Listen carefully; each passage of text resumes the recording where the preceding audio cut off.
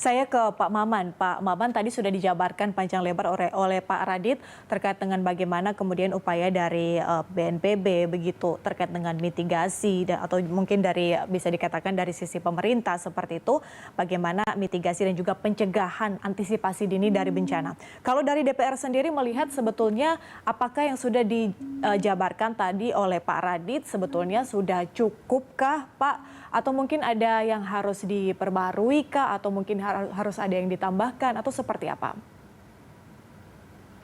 Iya, saya rasa apa yang dijelaskan Pak Radit tadi udah jelas bahwa mitigasi bencana adalah upaya kita untuk mengurangi risiko kebencanaan.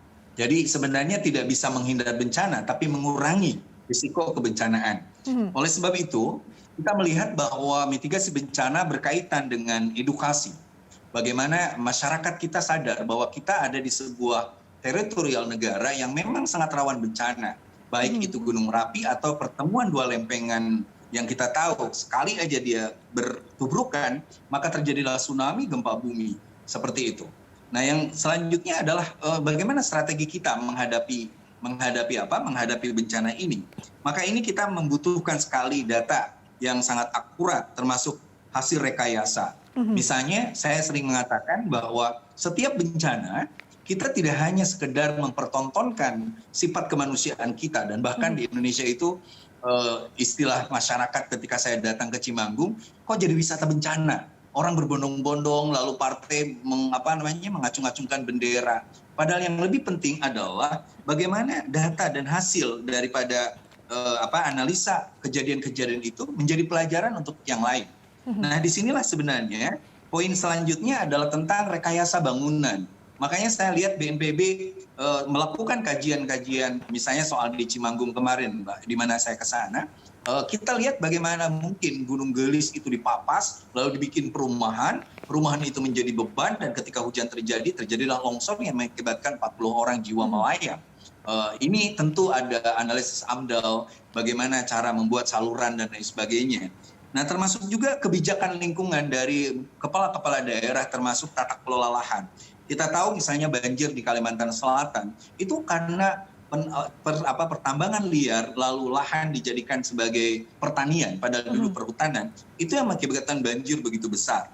Termasuk di dalamnya adalah kajian risiko, karena kita tahu bahwa kajian risiko itu menjadi sangat penting. Jadi jangan sampai setiap ada bencana kita bersikap reaktif, tidak proaktif. Kita bersikap hanya sekedar semacam dramatologi, tetapi kita tidak belajar untuk lalu mengantisipasi. Nah, makanya Komisi 8 yang pertama sekarang sedang melakukan revisi Undang-Undang Bencana nomor 24 tahun 2007, dan kita lihat ada Perpres di sana nomor 17 2018 juga. Nah, di sana kita memperkuat eksistensi institusi BNPB, sehingga BNPB nanti ke bawahnya ada BPBD, sehingga BPBD itu tidak mempunyai dua atasan. Sekarang kan yang satu secara struktural dia ke Kementerian Dalam Negeri, tetapi secara pelatihan dan sebagainya, penguatan kualitas ada di BNPB. Kenapa tidak langsung di BNPB saja?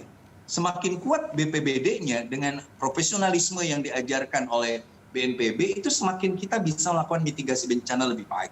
Nah, begitu pula soal otoritas. Kita melihat bencana kita itu, kalau setiap bencana, bantuannya banyak, Mbak.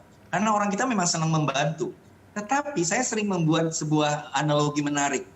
Ibaratnya rumah kita kena bocor. Lalu kita ini berbondong-bondong menyiapkan ember-ember di bawah bocoran, tapi tidak pernah berupaya untuk menutup atap agar tidak terjadi kebocoran selanjutnya. Nah, ini yang harus dilakukan oleh pemerintah, lalu juga oleh masyarakat, sehingga kita tidak berduyun-duyun menyiapkan ember untuk air yang tumpah, tapi bagaimana caranya menutup atap, memperbaiki struktur bangunan agar tidak ada kebocoran lagi. Nah, yang terakhir, saya ingin mengatakan bahwa penguatan terhadap BNPB untuk bencana ini menjadi sangat penting, sehingga nanti dari termasuk bagaimana menentukan status bencana itu betul-betul bisa terkoordinir dengan baik, di mana TNI dan Polri dilibatkan secara cepat, sehingga betul-betul bencana kurang risikonya. Itulah mitigasi bencana, Mbak.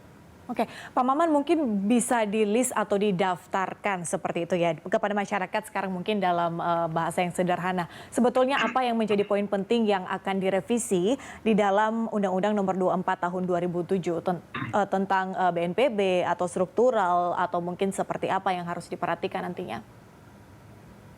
Ya, yang pertama dalam revisi undang-undang ini kita akan menguatkan kembali definisi tentang bencana dalam pembagian bencana itu sendiri. Sehingga dengan penguatan definisi inilah bencana seperti COVID-19 ini bisa masuk di dalamnya. Dan ini penting bagi kita karena ada bencana alam, bencana non alam, bencana sosial itu harus betul-betul masuk dalam undang-undang ini. Yang kedua adalah soal otoritas. Bagaimana kita ingin koordinasi dan komunikasi antar stakeholder dalam penanganan bencana ini betul-betul berjalan sesuai dengan yang dibutuhkan. Kita sering melihat banyak kendala, bagaimana misalnya hari ini masyarakat protes ketika mereka harus meminta bantuan tapi harus ada KTP, harus ada surat dan lain sebagainya. Padahal yang namanya korban bencana itu kan rasionalnya tidak sama dengan kita yang normal. Mereka kehilangan segalanya. Seperti itu. Nah itu sedang akan diakomodir dalam revisi undang-undang. Termasuk yang saya katakan tadi, dalam revisi undang-undang ini pun, di samping koordinasi adalah anggaran. Anggaran ini menjadi sangat penting. Karena negara ini seperti yang katakan Pak Radit, adalah negara yang memang rawan bencana. Kita nomor 3 di Asia. Sehingga mau tidak mau, harus ada dana yang disiapkan. Sehingga ketika terjadi misalnya di dapil saya di Majalengka, yang namanya pergeseran tanah, udah 2 tahun orang yang kena akibat dari pergeseran tanah ini, itu mereka tidak bisa kemana-mana, rumahnya seadanya karena memang sudah hancur. Dan itu salah satu kendalanya karena tidak ada saving dana yang baik dari Pemda provinsi termasuk Pemda kabupaten. Nah kalau kita mengandalkan terus dari pusat, kita tahu hari ini, belum kejadian Cimanggung beres, ada Sulbar, belum Sulbar, udah ada Kalsel, belum Kalsel, sudah ada lagi mana-mana dan lain sebagainya. Maka harus diberdayakan pemerintah daerah lewat BPBD itu untuk lalu menyiapkan dana taktis sehingga penanganan bencana ini bisa cepat tertanggulangi. Oke, berarti terkait dengan anggaran, kemudian juga penguatan definisi bencana dan juga ada beberapa poin penting yang juga nanti akan menjadi pembahasan atau revisi mungkin ya oleh DPR RI terkait dengan kebencanaan atau penanggulangan bencana.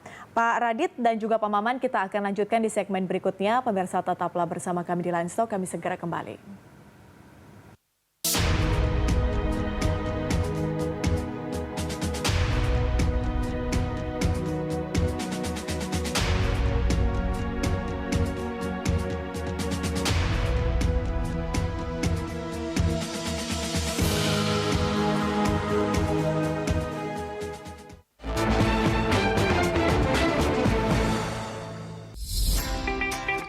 Sekolah dari rumah bisa tetap berprestasi bersama First Media.